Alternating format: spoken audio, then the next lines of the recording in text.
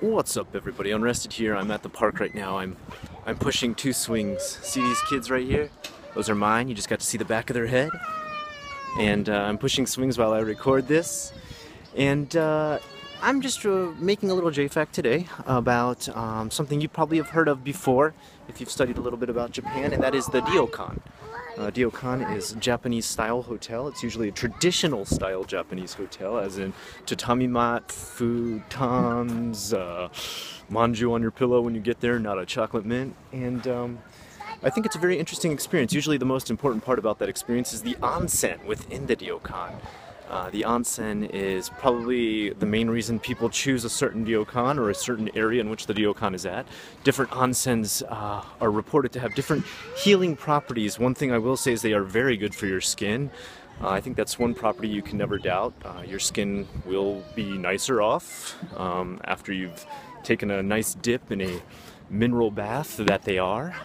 They usually are geysers that have been dug up a certain way to be filled in areas in which the ryokan is built. So ryokans tend to be out in the middle of the countryside or inaka part of Japan, and those tend to be, like I said, very traditional in their build. Every room tends to be tatami mat, shoji sliding paper doors. Sometimes that's changed out to just like wood or the fake wood or the laminated wood. Or just laminated cardboard, which is, it looks like wood anyway, so you might as well say it is. That being said, they're very fun to go to, but usually they're pretty expensive. Some can be upwards of $2,000 for just a couple nights, so you're looking at some hefty prices, but some are very cheap, and some are actually connected to Buddhist temples and stuff like that. There's some where the monks take care of the ryokan, and those can be free, but you're asked to make a donation. I highly suggest you do, to stay at those totally for free and not make any donation whatsoever. It's in poor taste, let's be honest.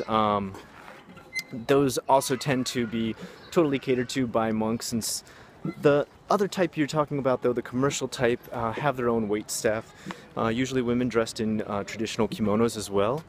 And usually this is how a day will unfold if you go to one. You'll head out there. You'll get in, and usually the first thing you'll do, unpack your stuff, set it up in your room, and then you'll go ahead and head down to the onsens. Once you're in the onsen, which is the hot springs, if you didn't know what I meant by onsen, you'll take a nice dip there. Don't be afraid to go in naked. Yes, if you try to go in with a bathing suit, people will be weirded out more if you tried to do that than if you went naked, of course. I don't think you're even allowed to wear anything. Huh, bud? Oh, you want me to push your swing harder? Okay.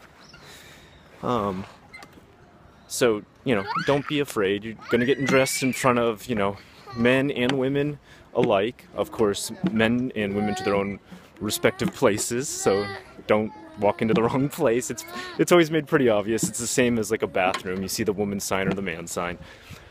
That being said, there are actually some that are co-ed in which you can mix, although you better make sure that that is the situation before you go in there. There's even some where monkeys come into the water. Out in Hokkaido, there's some where monkeys are nearby, and the attraction of the onsen is the fact that the monkeys come in there and take a dip as well, and they're even smart enough to know to like put a little bit of snow on their head and then dip themselves in to feel how good that feels. It's really kind of funny. As well as each and every onsen usually has some sort of specialty behind it. Some are known, like I said, for healing properties of your skin, but some are also known to like soothe your stomach, like the warmness around your stomach makes it feel better, stuff like that. But that should be maybe one of the main reasons. But you should also get recommendations, because I think if you get recommendations, you can really find a lot of great ryokans. I have been to, I think, about 4. Oh, and, which is really important, I should have brought up at the beginning, if you have tattoos, it is okay. No one's going to stop you from going in the onsen at a ryokan if you have tattoos. I am inked up pretty good with a full sleeve on my chest, on my legs. I never get any problems. No staff has ever said anything about, hey, whoa, what are you doing? I think this is mostly because you're paying a large price to go there, and if you're able to pay a large price to go there, them trying to contend with the fact that you're using the onsen and take away the main facility of going to a ryokan is really gonna make anybody pretty angry, I'd imagine. So they're not going to do that. They're not going to stop you from going to the ryokan. That being said, my best transition ever, that being said, you will enjoy, like I said, first going to the onsen. Usually after that, you'll come back and rest a little bit. You'll be called into a dinner, usually with a company or party or however many people you're with. You'll usually dine together, and it's usually a set meal, and it has a lot of courses. There's usually like, God, somewhere up to 8 to 12 courses that you'll go through, and they'll start out really small, and you'll think, oh my God, I'm not going to be full after eating only this, but that'll just be like the first tiny little appetizer starter, and then you'll move into the next thing, usually going through sushi, shellfish, all different types of stuff. Of course, let them know if you have any kind of allergy. They'll be happy to assist you, I'm sure. But do get ready to eat a very, very traditional Japanese meal. After that, usually there's a chilling out and just drinking a bit. Sake, beer is probably as much as you can drink. And then usually that's when you'll head to bed, wake up the next morning, take another dip in the onsen, and you're packed up and ready to go. Or you're staying another night, which is fine too. Usually one night is all it takes. You get your fill. Not a lot else to do there at those places, so do be ready to focus your entire trip around the onsen. Some places don't even have TVs in the room, and if they do, they tend to still be old CRT tube TVs. So don't come there expecting to have some sort of tech-based experience or anything like that. It's traditional Japanese experience for a reason.